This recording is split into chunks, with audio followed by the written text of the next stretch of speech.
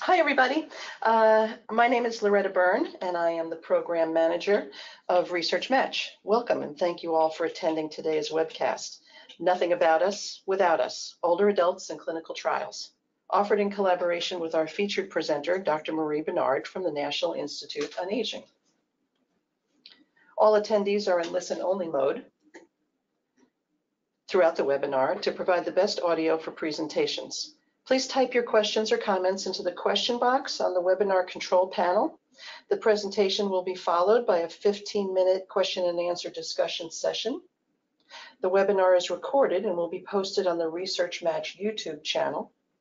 At the end, please take a minute to give us your feedback. We would really appreciate that. We'd love to have you complete a very brief survey after exiting the webinar. The information and statements expressed on today's webinar are not intended to be a substitute for professional medical advice. Viewers should seek their own professional counsel for any medical condition and before altering or any existing care plan. I'm glad to have so many people listening to this webinar today. Thank you for coming. I am the Program Manager for ResearchMatch, but I'm also a nurse, and I want to say a very special thank you to those of you who have joined ResearchMatch as volunteers to learn about research study opportunities. The image I'm showing on the right-hand side of my screen here displays the map of all the 143,755 ResearchMatch volunteers from across the United States, including Puerto Rico. As a national community of people who are willing to learn about research, you are at the heart of making research discoveries possible. By joining ResearchMatch and taking part in research, you are making an impact because you help researchers generate new knowledge. On the left side of the screen, I'm showing the results page on the ResearchMatch website, which lists some of the scientific publications that have resulted because of volunteers just like you. The image on the right side of the screen shows all the current research centers that use ResearchMatch to search for people to take part in their research studies. ResearchMatch is not just one institution or one partner or one research study. We are a nation of many groups working together to improve the health and well-being of all by helping to promote opportunities to take part in research studies. Currently, our network includes 168 institutions and 59 nonprofit partner organizations from across the United States. ResearchMatch is fully funded by grants from the National Institutes of Health, and our purpose is to help people find research opportunities and to help researchers advance scientific and medical discoveries.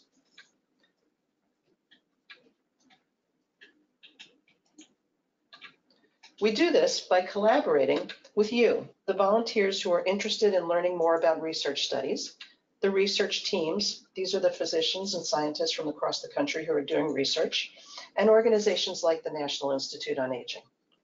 We collaborate and welcome the National Institute on Aging today because they provide education, resources, and connections so that you can be informed and have access to resources you may need.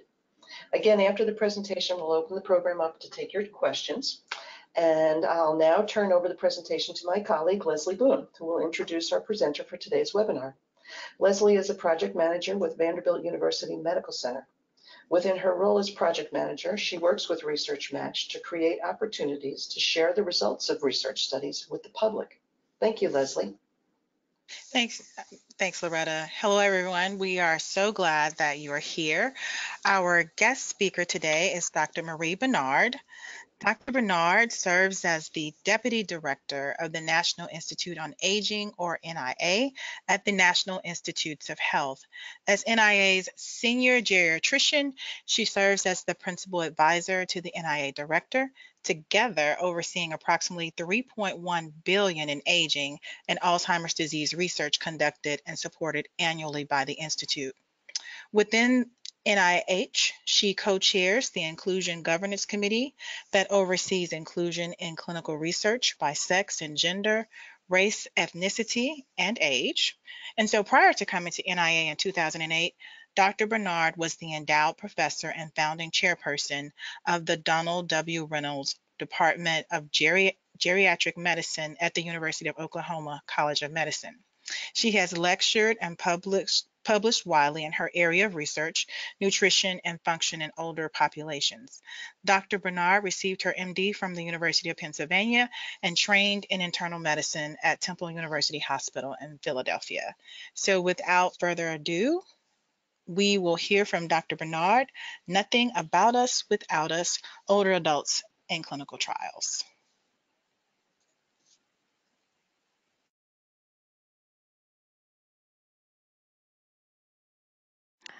Well, good morning or good afternoon, everyone.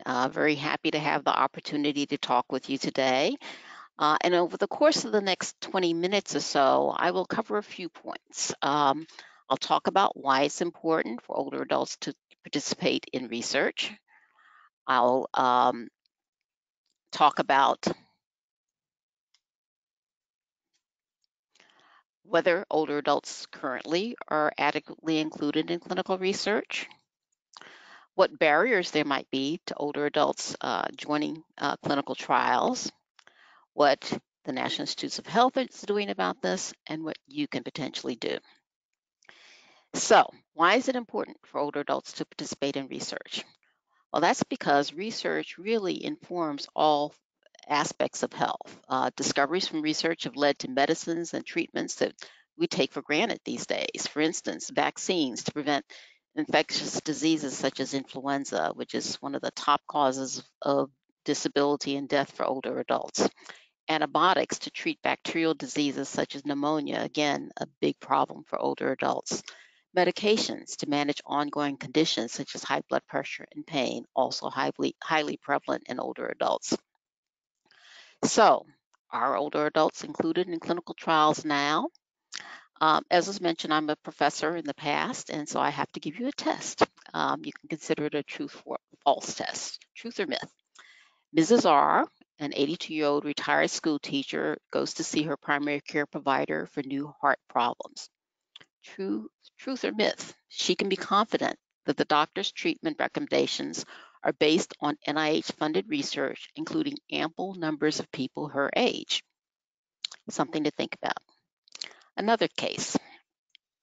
Mr. M is an 82-year-old retired truck driver who's newly diagnosed with prostate cancer. Truth or myth? He can be confident that his medical team will make recommendations for his treatment based on NIH-funded studies that included ample numbers of people his age. Again, something to think about. We know that there are a number of illnesses that are highly prevalent as we age, things like heart disease, stroke, chronic obstructive pulmonary disease or emphysema, and cancer. Those are among the top causes of death for people 65 years of age and older. You can see shown here in this slide that the frequency with which people have problems with the heart increases with time, with people 80 and older having many more problems with their hearts than, say, people 40 to 59 and younger. Similarly, when you look at stroke, you see older people 80 and older, having much higher likelihood of stroke than younger populations, say 40 and 59 and younger. Even with emphysema, even though you can see it spread across age ranges, its highest frequency is in people 65, 75, 85. And cancer of the lung. It increases in likelihood so that people who are 70 and older and 80 and older are much more likely to have it than, say, people 50 to 59. Same sort of story with prostate cancer. Its highest prevalence is in people 80 and older and goes downward from there. And yet, there's been a lot of concern by the scientific community that, and clinicians, such as I was before joining NIH, that there is not enough information on treatments for these common conditions for when you're looking at people who are well beyond the age of 70 or so. So NIH decided to take this on to do an analysis to see whether our funded clinical trials had adequate inclusion of older adults, because there are lots of sources of funding for clinical trials. We fund clinical trials, the Food and Drug Administration funds trials, pharmaceutical industries fund clinical trials. So, was the problem that was being perceived something outside of NIH? So what we did was a couple of years ago, conducted an analysis of NIH-funded clinical trials on the top 10 diseases that cause hospitalizations and or affect the health of older adults. And in that analysis, and this is all the studies funded across the National Institutes of Health, we looked at the age requirements for participation in the studies, the mean age or the average age of people in the studies, and the ranges of ages of people in the studies, and what's called inclusion and exclusion criteria. You know, what sorts of things do you have to be able to be included in a study? What sorts of things can you not have to be included in a study? And what we found was that for all of these common causes for heart problem or for illness in older adults, heart is called cardiac dysrhythmias, irregular heart rhythms, coronary atherosclerosis, hardening of the arteries, heart attack, stroke, emphysema, lung cancer, prostate cancer. As you can see, the average age of the participants was considerably younger than those numbers that I showed you there. And in fact, this plus minus means that on average, you know, the vast majority of people may be at max 7 years older or 7.5 years older or 6.5 years older, that sort of thing, than what's seen here. So at max, most of the people, for instance, who were being looked at for cardiac irregularities were about 65, or for hardening of the arteries, again, about 65. For prostate cancer, maybe about 70. So not necessarily fully reflective of what one would expect to see given the frequency with which these illnesses are seen in older adults. What we concluded was that for diseases that are highly prevalent among older people, our funded clinical trials may often exclude people based on age. Very specifically, more than a quarter of the studies had arbitrary upper age caps, might be 70, 75, 80, but simply said we're excluding these people without any strong rationale for that. And certainly leaves you with the conclusion that participants in trials may not represent the real world population living with the disease. As we went further to try to figure out what the criteria for participation did to things, so if you had a certain disease, did you get excluded? We found that, for instance, for high blood pressure, hypertension, anything from 4% to 32% of studies would exclude a person. For something like diabetes, anything from 4% to 33% of studies would exclude people. And yet we know that almost 2/3 of older men and women have high blood pressure. 1 out of 5 older men and women have diabetes.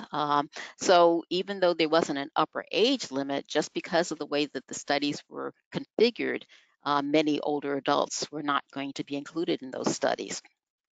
And similarly, we looked at the issue of what's called polypharmacy, taking multiple medications.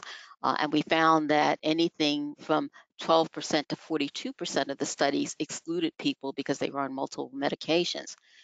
And yet more than half of people 75 years of age and older are on 5 or more medications. So it's not surprising, actually, that the average ages tended to be younger in the studies that were examined, because either there were arbitrary age caps or there were criteria for participation that would often exclude older adults from being in those studies. So it's a problem if older adults are not included. The interventions that come about from those studies may not be relevant, especially for people who have multiple problems like high blood pressure, diabetes, multiple medications. And the solution to that is for trials to be more inclusive, not only based upon race and sex, but also based upon age. So what is NIH doing about this? We have had for a long time a number of policies with regards to inclusion. Starting in 1986, we had a policy that encouraged the inclusion of women in studies.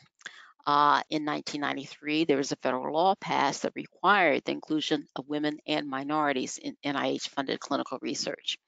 Then in 1998, we developed a policy that required the inclusion of children in clinical research. And then in 2015, We clarified that policy to make it clear that the intent was that individuals younger than 18 be included in clinical research rather than younger than 21. What was being found is that there were studies that were including 18, 19, and 20-year-olds and being considered pediatric studies. And as we all know, a 6-year-old is very different from a 19-year-old, and it's important if there are going to be drugs or this sorts of therapies developed for 6-year-olds, that 6-year-olds be included in studies.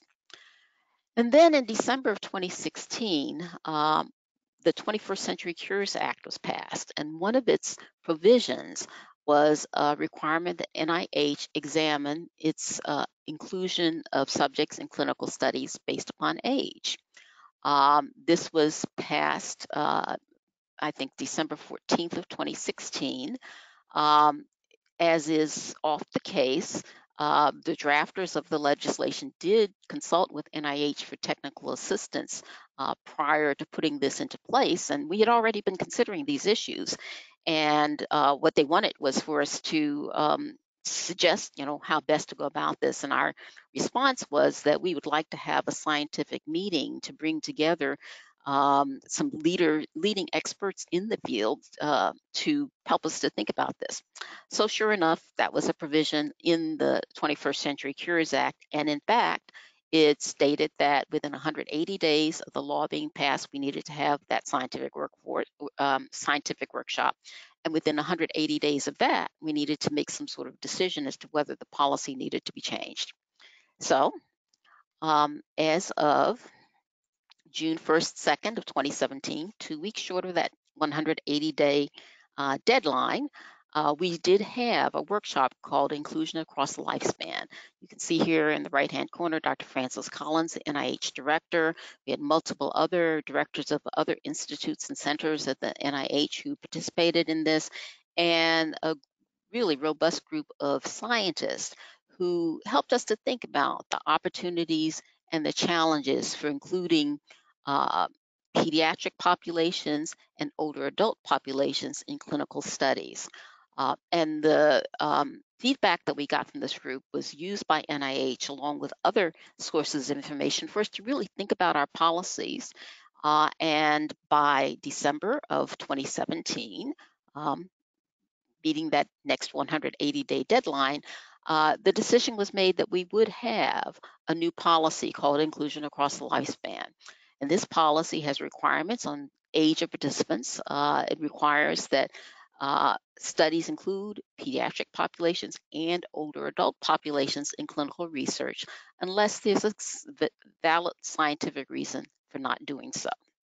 Very specifically, the policy went into effect this January of 2019. We always give the scientific community warning and an opportunity to adjust to new policies. It called for all proposals that were submitted as of January this year onward to have a plan for including individuals across the lifespan.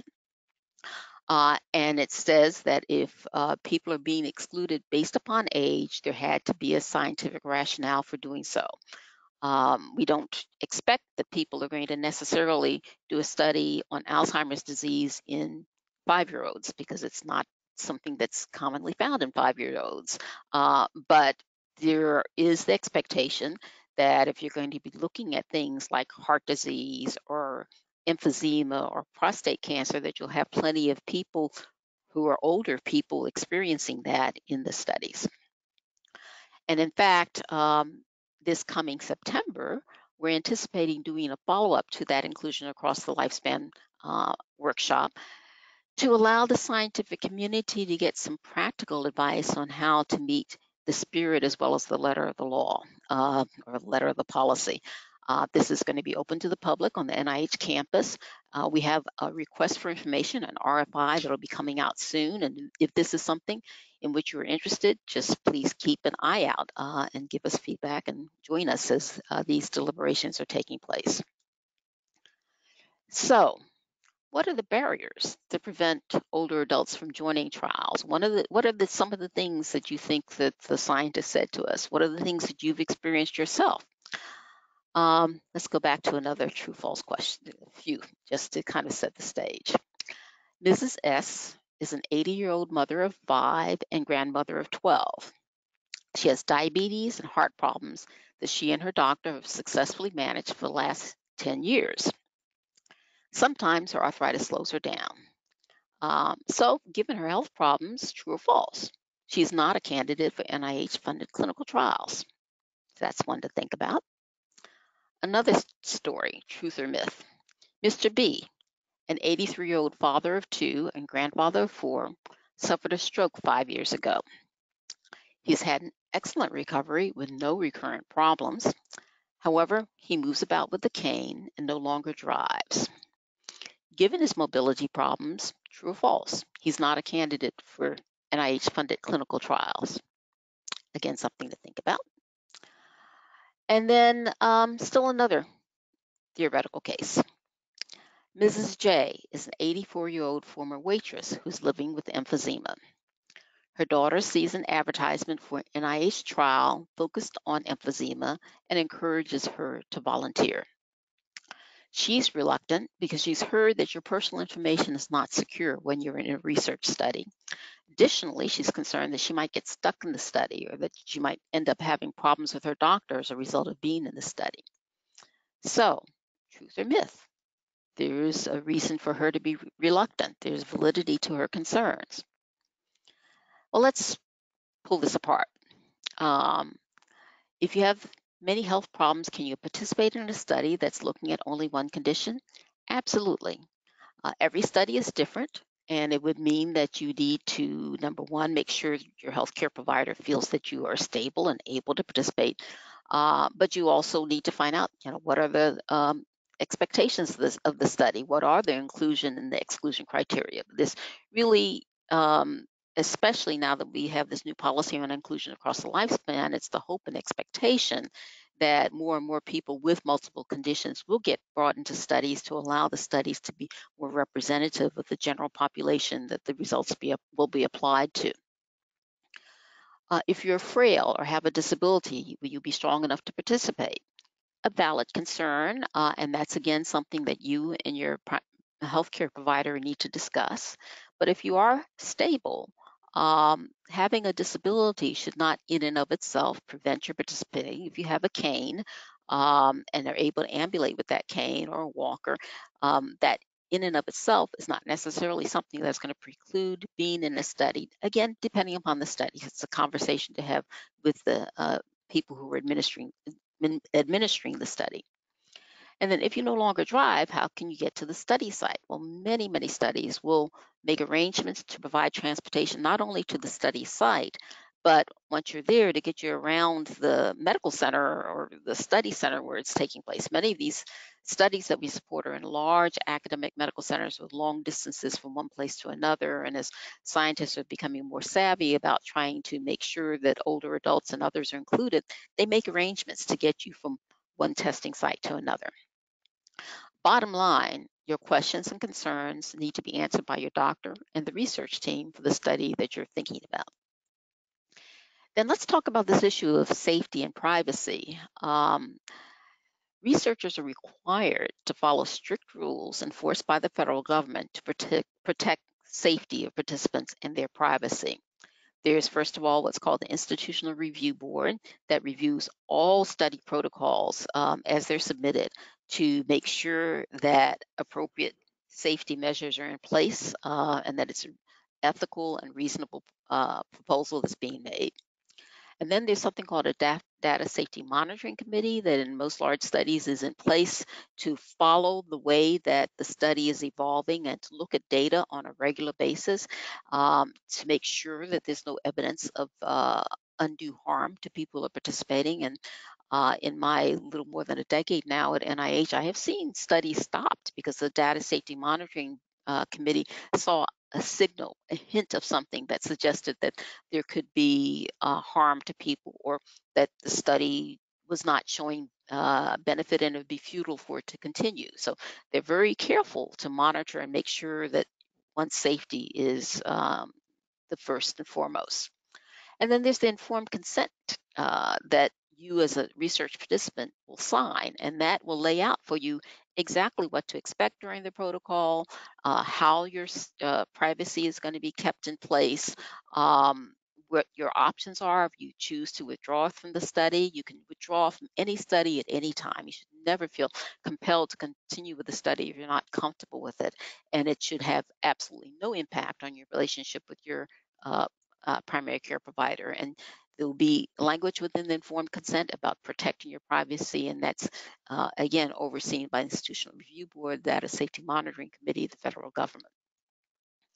So, what are we at NIH doing to try to help with the inclusion of older adults in clinical studies? Well, here at the National Institute on Aging, one of the 27 institutes and centers, we have a booklet on clinical trials in older adults, and it covers what's a clinical trial, why consider it, what happens during the trial, its benefits and risks, and how safety and privacy are protected. And so I would encourage you to take a look at nia.nih.gov and pick that out from the many publications that we have. We additionally have some further enhanced information, videos, infographics, etc. It's kind of a mixture of information for scientists who are conducting clinical studies and participants who would like to be involved in clinical studies. So I would, again, nia.nih.gov. And what can you do? Well, I know I'm preaching to the choir here because I'm talking to a ResearchMatch group. But as you know, research studies need everyone, men and women, people of different racial and ethnic backgrounds, people who are healthy, people who are not healthy, or who have health problems, and adults of all ages. And there are lots of benefits to participating. You can help others, including future generations of your family who may be at risk for an illness that's being examined. You get to learn more about your health condition from experts because you see them on a regular basis. You get information about support groups and resources in your community, and you receive regular monitoring by health professionals. And sometimes they'll find things that will get you sent back to your primary care physician. We are all in this together, and again, I know I'm preaching to the choir, and I just want to thank you as members of ResearchMatch for participating because it's a really important mission in which you're involved. I think I have one more slide that I'd like to share. Yes, again, nia.nih.gov. If you want to get it, we have lots of materials that might be of interest, and we're on Twitter, Facebook, and YouTube. So, thank you.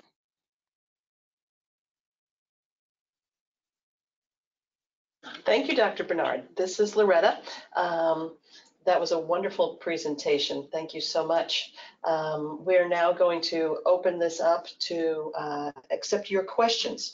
So you've heard Dr. Bernard talk about things that you could ask your doctor, things you could ask the study team. She talked about the importance of taking part in research. So any questions that you have around this topic are greatly appreciated. To ask a question, please type it into the question box that you see on the right-hand side of your screen. So we can provide an answer that's general in nature. Please do not include personal details in your question. And in the interest of time, we ask that you please keep your questions related to the topic presented or about the National Institute on Aging's resources. Again, to ask a question, please type it into the question box at the right-hand side of your screen. Dr. Bernard is here with me. Again, I am Loretta Byrne, and I'm the project manager for ResearchMatch. So we will both be taking your questions. And so Leslie will be reading the questions out to us. Hi, everyone. So we did receive some questions from you. We will, continue to type your questions in, and we'll get to those that we can. So here's our first question. Dr. Bernard, I believe that this will be to you. So if I'm participating in a clinical trial, how soon would I hear back from the study team? And I'm assuming they mean on results or their involvement in that way. It's a very good question, and it's a question that needs to be asked for whatever study you might be involved with because every study is different. There is certainly requirement that if there's something potentially dangerous to an individual that happens to be found, that get reported as quickly as possible. But then in terms of other things that might be reported out, it really depends on the research protocol and what the planned process is. So that's something, as one is going through the conformed consent process, that one should ask about to get clarity on. Okay, thank you. Second question. If something happens to me while I'm in the study, like a side effect, will they take care of me? Will the study, team take care of me? Dr. Bernard? Yes, if one has a side effect that's seemingly related to the protocol, there's certainly a requirement to get a person stabilized and provide whatever sort of emergency intervention that might be necessary, and then to get them into an appropriate setting for additional follow-up. That's one of the very nice things about being in clinical studies. You have a lot of expert clinical type people around you, and so things can be attended to fairly rapidly. All right, we have several other questions. Will NIH ever consider providing funding for a cancer care equity program as part of a study grant awarded to help with transportation and lodging for participants? Oh, that's a very good question, and I don't know the answer to that. My colleagues at the National Cancer Institute may have some thoughts about that. I know that one of the things that is a challenge in doing clinical studies is appropriately compensating people for their time, but not configuring things in a way that it appears to be an inducement. So yes, it's a real balancing act there, and I just don't know what the Cancer Institute is thinking about those sorts of things. Thank you. Like I said, the questions are rolling in. So what steps is NIH or NIA taking at the grant review stage to be more inclusive of comorbid older adults, especially encouraging, hold on, I just lost the question. Let me say it one more time. So what steps is NIH or NIA taking at the grant review stage to be more inclusive of comorbid older adults, especially encouraging investigators to include those with those cognitive, include those in their studies? Yes, that's also a very good question. And part of the reason that we're looking at doing this follow-up inclusion workshop, because the implicit in that is that, yes, you can say that you're going to not have an upper age limit, but then you have so many exclusion criteria that you don't end up with a lot of older adults in your study. What currently is being done with the implementation of this new policy is that peer review panels, and most of the peer review is done through what's called the Center for Scientific Review. It does 80 to 90% of the review for all the institutes and centers across NIH. And so the Centers for Scientific Review staff are instructing the peer review panels that you should consider inclusion in terms of, is the population that's being proposed and are the inclusion and exclusion criteria appropriate for the scientific question that's being asked? And as was made evident at our first inclusion workshop, that includes not only is there an arbitrary upper age limit, but what do those inclusion and exclusion criteria say? There's a tendency for people to want to cut and paste inclusion and exclusion criteria from one study to the next. But excluding people for emphysema, for instance, may not make sense in a study that's looking at control of the blood sugar if breathing function is not going to make a big difference in the way that the blood sugar is going to be controlled. That's an example that I just made up. So yes, there is an attempt being made to instruct the peer review panels. And it's hoped that when we have this workshop this coming September, that there will be some lessons learned and practices that have been successful amongst researchers who are familiar with including older adults and researchers who are familiar with including pediatric populations that could be useful as people are moving forward. It's hopeful that the outcome of that will be perhaps some recruitment tools or some peer-reviewed journal articles that can be well disseminated. But yes, we are in the process of trying to help educate people about these sorts of things, and it's not something that you can't just turn a switch to get people to change behavior. You have to work with them. Absolutely. So we also have a question just thinking about your response you just provided. They want to know, so many older adults have relocated to less expensive, small communities and rural areas, and they travel to, major areas or centers where research is being conducted and is a significant burden. So what sort of efforts are researchers required to make to include practitioners in small regional centers so that their patients can be involved in a study population or in a study? Um, these are all wonderful questions. I cannot say that there's a requirement that researchers make outreach to rural areas, but there's an expectation that the population that they include in their studies is going to be a representative population for the scientific question that's being asked. So if you are asking a question about caregiving or about heart disease or about Alzheimer's disease, it would be expected that you would include a broad range of individuals who would likely be subject to those things, and that would mean rural people as well as urban people, etc. Um, how that gets implemented is dependent upon the research protocol as it's being submitted.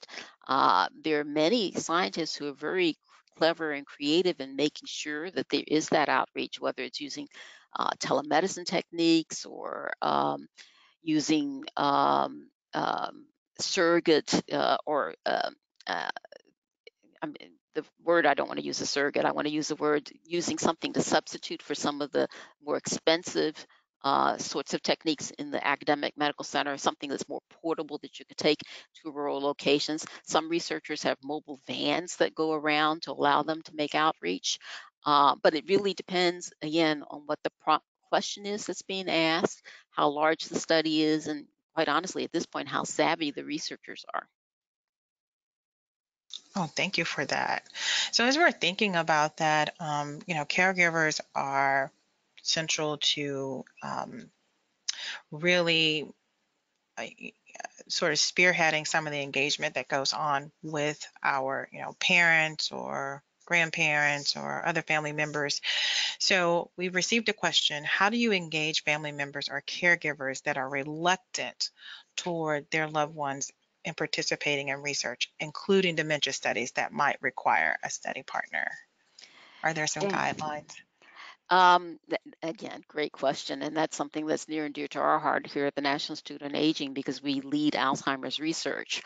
All I can say is that um, engaging the caregiver is essential because, particularly if you're dealing with someone who has memory problems, they're going to need that person to be able to support them.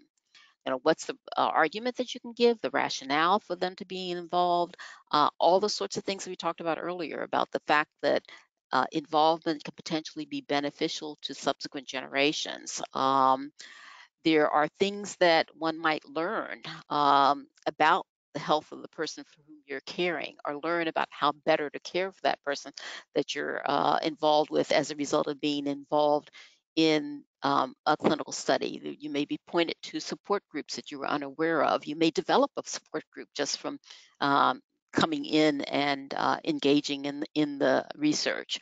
So there are all those potential benefits that come from that. There's no question that caregiving can be, as the person being cared for becomes more and more frail and dependent, it can become very taxing. And many times it just doesn't seem feasible because of time demands and other stresses. But where it can be worked out, people often find that there are hidden benefits that they hadn't even anticipated. That's wonderful. So thank you for that. So we do have, if you're okay, we do have several other questions, and one is if you're giving a study drug and it seems to help you in some way, uh, regardless of what disease the trial may be addressing, is it okay to stay on the study drug? Is that something? How do you have that conversation with your physician or the study team? Yes. Again, another excellent question. And usually, when a study is over, whatever drug is being tested, uh, yes, it doesn't become available to you any longer until it's gone through some other testing. Sometimes there is that opportunity to continue taking the drug, and that's a conversation to have with the people in charge of the study. It varies from study to study. Um, quite honestly, there's something known as a placebo effect, and you could be getting a drug that's not really active, the placebo, and you think you're getting better as a result of it. We've actually seen studies where people do get better when they're receiving the placebo, just as they get better with the experimental drug, or um, there sometimes is no difference between the experimental drug and the placebo. So you will presumably in the study not know whether you're getting placebo or the experimental drug. And at the end of the study, yes, that's a conversation to have. So I'm going to try to paraphrase this next question because we don't want to um, put out anyone's personal health information. But on the call, we have someone who's really interested in learning more, hearing more about time frames for, I guess, being in a trial.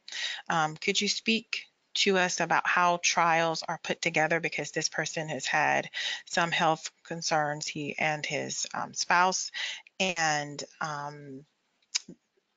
it seems like they weren't able to stay in a trial as long as they would have liked to have been. Okay. So trials are they're big they're big endeavors, and they start from the idea in the scientist's mind to submitting the grant application, to it getting reviewed by a panel of their peers and critiqued, and if successful on first submission, and that's actually not usually the case, there's usually a need for resubmission, to being considered for funding by the institute, and then getting the notice that they're going to be funded, and then being able to get started. So that process is often as much as a year and a half or longer, just that. And then getting started means that you have to, if you don't already have research personnel in place, you have to get the research personnel on board, that get them trained on the way that you're going to do things, develop uh, standard operating procedures for moving forward, and get started on recruiting people.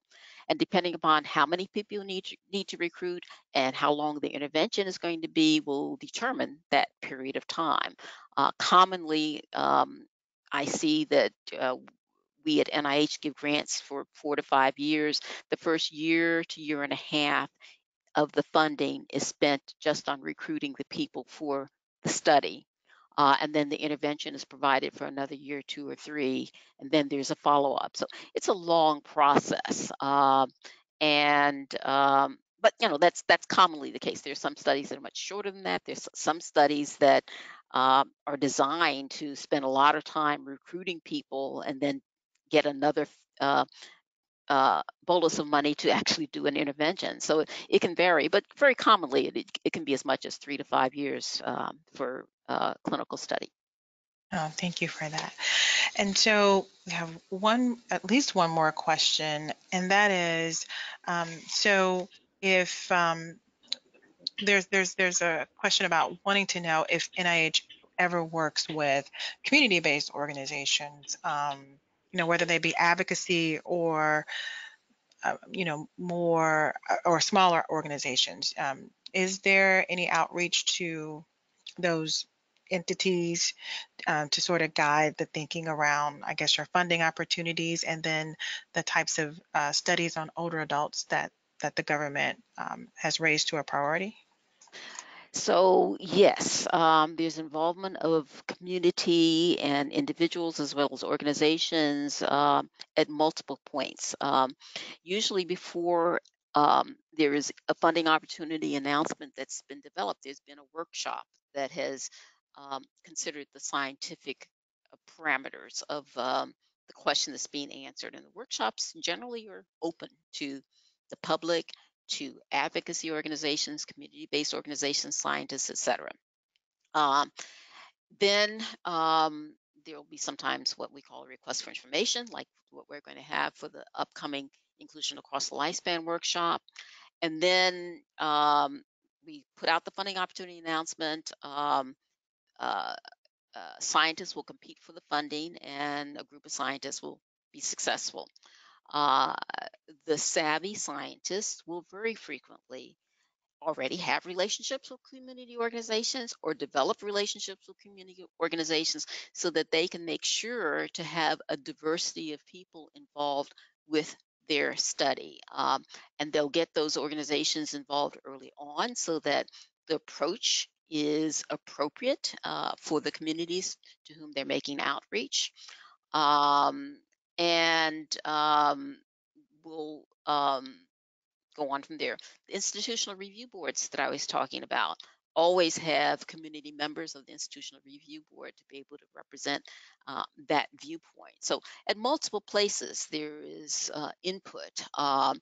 And then for all of the institutes and centers here, the National Institutes of Health, there are community groups and organizations that will frequently come and visit just to express their viewpoints about things and to let us know how we could move things further to be of benefit for the communities that they represent, generally disease-based or whatever groups.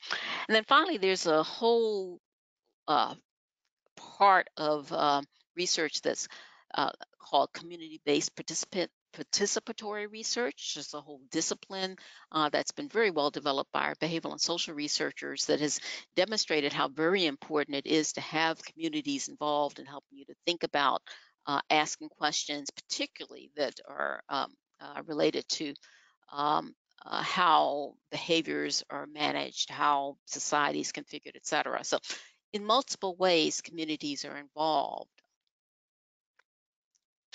That's good to know, because we do have one participant on, and maybe this is a question for many who are on, who were wondering about involving older adults earlier, I guess, in the process of thinking about grant development and study development, as members of advisory boards or even in engaged research. Uh, Is there a panel of older adults who regularly convene to think about the inclusiveness or the inclusion policy for funding opportunities? I could not say that there is that per se, but Okay. there is something called a National Advisory Council for each of the institutes and centers at NIH. I really, my experiences with the National Institute on Aging, and there are always 2 or 3 community-based members of that National Advisory Council. In our case, they're older adults because we're the National Institute on Aging. I'm pretty sure there's something analogous for all of the other institutes and centers, but there's not very specifically an older adults panel. It's brought in as a part of whatever scientific topic is being examined. Well, that's good to know. And how are those, I guess, particular persons, how are they picked or assigned to be a part of that panel? They are nominated by a variety of routes. The institutes will make it known that they're looking for new members of their advisory councils. The people who are currently on the council will make nominations. Interior staff will make nominations. Um, um, the Again, the public who pay attention to the advisory council meetings, because all the advisory council meetings are video conference. Certainly at the workshop that we'll be having in September of 2020, that will be an open setting in which people could express viewpoints about inclusion of older adults as well as inclusion of children in clinical studies. I guess that's closest to a panel on inclusion of older adults that I can think of that's coming up at any time in the near future. But generally the thoughts get uh, considered across all of the 27 institutes and centers. This workshop that's coming in September 2020 is for all of NIH, and that would be a venue in which people in the public could express concerns and Oh, thoughts. okay. Thank you, Dr. Bernard. And so I have one more question. So when we say older adults, what age group are we talking about? That's a very good question. When I was seeing patients, it was always someone 10 years older than me, but I'm getting a little bit older now, and so I don't know that I could say that so much. Um, And, from our viewpoint, aging begins at birth. There are changes that occur throughout the lifespan, but commonly, um, older adults are considered to be those people kind of uh, at the traditional Medicare eligible age and beyond, 65 and older. We certainly know from research that's been largely supported by the National Institute on Aging that there are a lot of changes in the body that start occurring, 50, 60 and beyond, so that when you start looking at people who are in their 80s, they are physiologically, their body is very different from people who are in their 50s or in their 30s. They handle medications differently. They metabolize things differently. They many times present with symptoms of illnesses in a different fashion. It's kind of arbitrarily 65 and older. There's nothing magical that happens when you turn 65. And sometimes people are talking about, when they say older adults, they mean 60 and older. But very commonly, from a policy perspective for inclusion, we see that scientists will stop recruiting people at about 65 or 70, and we're interested in seeing many more people beyond that age involved in clinical studies.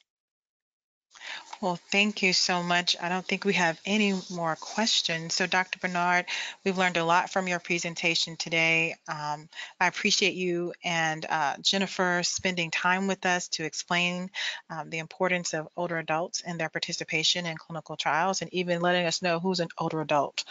Some of us are close to getting that AARP card, and certainly wanted to know if we're in that category.